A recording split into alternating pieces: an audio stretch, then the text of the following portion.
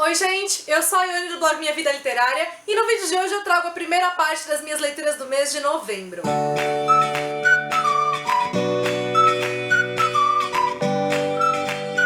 Os dois primeiros livros que eu li no mês foram leituras para a faculdade e foram os livros de contos da Clarice Lispector, A Legião Estrangeira e Felicidade Clandestina. Muitos dos contos que foram publicados aqui estão em Felicidade Clandestina. Vou falar de modo geral dos dois livros. Ler Clarice Lispector não é uma leitura fácil, não que ela tenha assim uma linguagem rebuscada, mas a maneira de como ela usa essa linguagem é que não é algo fácil e as ideias que ela passa não são ideias fáceis.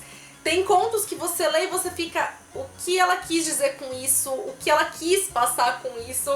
Tem um conto, inclusive, que eu acho que tá nos dois livros, que é O Ovo e a Galinha, que ela disse até o final da vida dela que nem ela entendia o que ela quis com aquele conto, o que aquele conto dizia. Porque, assim, é realmente uma viagem muito grande.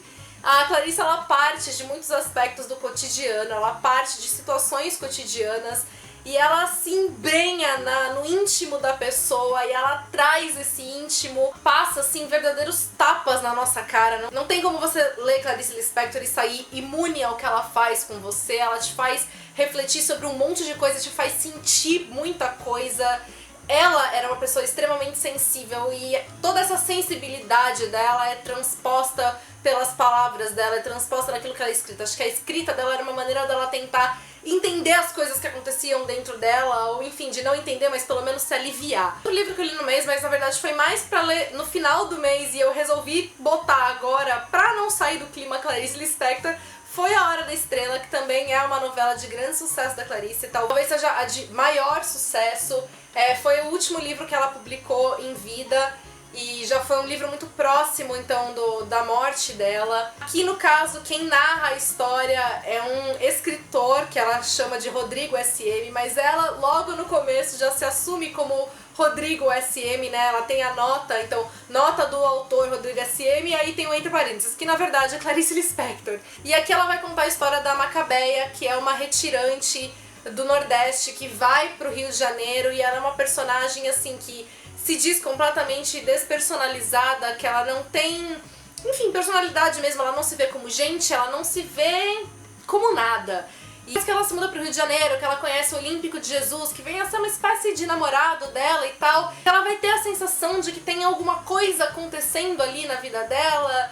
E, enfim, de novo, toda aquela intensidade da Clarice tá aqui. Não é um livro difícil de ser lido no sentido de palavras utilizadas, de vocabulário. Não, é uma leitura que você consegue ler, que flui, mas o que é difícil dela é a compreensão de ideias que a Clarice coloca aqui, a maneira de como ela realmente utiliza essa linguagem. Adorei a leitura, recomendo muito pra vocês, mas é aquilo. Vão preparados pra toda a intensidade que a Clarice joga na gente. Outro livro que eu li no mês era um que eu tava bem curiosa, porque eu gosto bastante da autora, e foi Novembro 9, da Colleen Hoover. Aqui no caso, a gente tem a história de duas personagens que vão se encontrar todos os dias 9 de novembro durante 5 anos.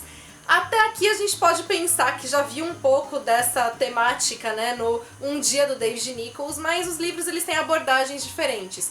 No Um Dia do David Nichols, a gente só tem o retrato do dia 15 de julho, mas a história acontece para os personagens nos demais dias do ano, só que a gente tem um recorte preciso naquela data. Aqui não, aqui as personagens só vão se ver no dia 9 de novembro, isso porque elas se conhecem no 9 de novembro, elas têm uma ligação muito grande entre elas nesse dia e elas decidem que elas vão continuar se encontrando durante os próximos 5 9 de novembro para manter essa ligação. Só que elas não podem se ver em outros dias do ano porque elas estão em momentos diferentes da vida delas, a protagonista está se mudando para Nova York, então não tem como eles começarem um relacionamento novo naquele instante. Então a gente vai acompanhando então a evolução desses encontros, a forma de como a vida deles vai mudando ao longo do tempo e como tudo isso vai implicando no relacionamento deles. E eu amei o livro, gostei muito da leitura, de como ela foi fluida, de como ela me envolveu, eu gostei da intensidade dos sentimentos deles, eu gostei de ver como eles acabam ajudando um ao outro, despertando muita coisa um no outro. O livro tem aquela carga dramática e emocional que é característico da Colleen Hoover, tem bastante drama, gostei de como ela colocou isso aqui na história, eu fui surpreendida pela trama, enfim, é uma leitura que eu recomendo pra quem gosta então de romances intensos, pra quem é fã da Colleen Hoover, vai fundo, pode ler e me conta depois o que vocês acharam.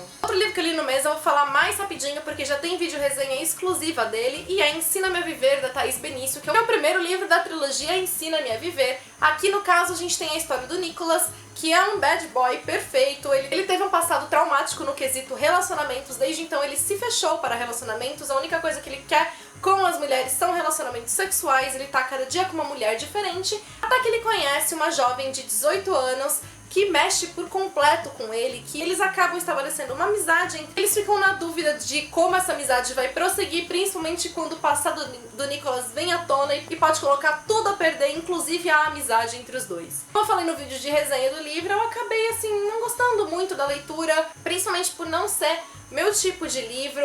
Também tiveram vários aspectos aqui ligados ao protagonista que deixaram mais difícil que eu aproveitasse o livro em si. Eu não gostei do protagonista, não gostei de um monte de coisa que acontece aqui com relação a opiniões dele, forma dele agir, enfim. Mas acho que o livro ele segue bastante assim o gênero, né, de livros eróticos. Ele também não tem uma carga de erotismo assim tão grande, então você tem também muitas cenas de romance, não fica simplesmente ali no sexo, que eu acho que é um ponto positivo. O diferencial dele também é que a gente tem o protagonista narrando a história, não a protagonista. E, enfim, pra quem gosta de livros do gênero, fica a indicação. E os últimos dois livros que eu vou mostrar juntos, porque eles também estão, assim, conectados. E um deles também tem vídeo resenha exclusiva aqui no canal. E foram os livros das Crônicas de Amor e Ódio, da Mary Pearson, The Kiss of Deception e The Heart of Betrayal. The Kiss of Deception traz a história da Lia, que é uma princesa que no dia do casamento dela, um casamento arranjado, resolve fugir. Que nessa que ela foge, o príncipe noivo dela vai atrás dela, vai em busca dela, e além dele, um assassino também foi enviado pra encontrá-la. E aí quando ela se estabelece numa aldeia já distante e tenta reconstruir a vida dela, chegam dois forasteiros lá, que são justamente o príncipe e o assassino, só que a maneira de como o livro é narrado, a gente não sabe quem é quem. Então a gente tem a perspectiva da Lia e tem a perspectiva do príncipe e do assassino, mas sem saber quem é quem. Então a gente vai vendo a história acontecer e fica tentando adivinhar quem é um e quem é outro. O The Heart of Betrayal, ele começa exatamente no ponto onde o The Kiss of Deception terminou, porque ele termina num gancho enorme, deixa a gente mega curioso pra saber o que vai acontecer.